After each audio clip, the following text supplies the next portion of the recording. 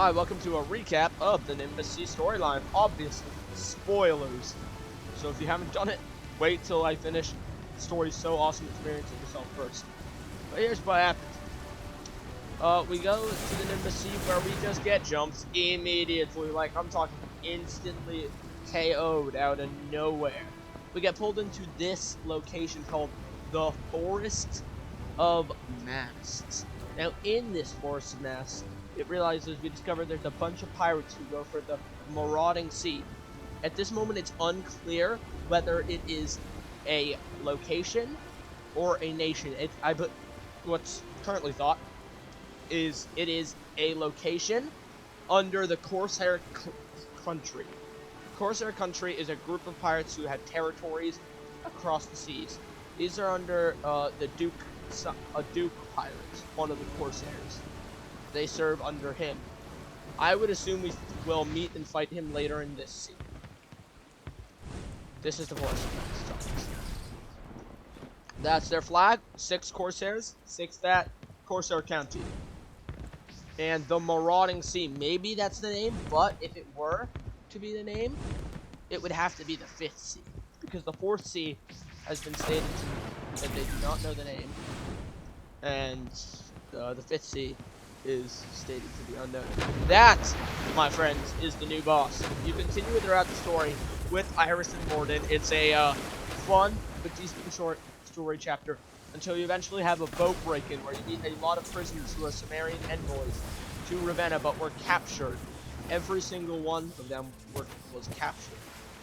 So, you then fight here. You fight Captain Maria, who is pretty good. Now, I missed. I was more trying to show you that she's pretty good. But you go in here, and you gotta search around for why were the Sumerians captured. Anti-Ravenna, anti-Syndicate, ex-Sameria, ex-Navy. This is what you get. This note describes the transaction made. The Corsairs and Assassins to prevent travel. The Assassins, for some reason, don't want travel.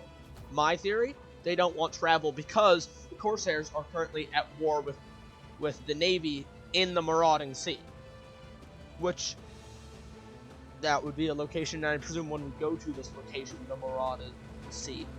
Which is either a sea or a location. If it's a sea, it's going to be a lot of build-up to the sea, because that's pretty far out. It might be a claimed large territory of a sea.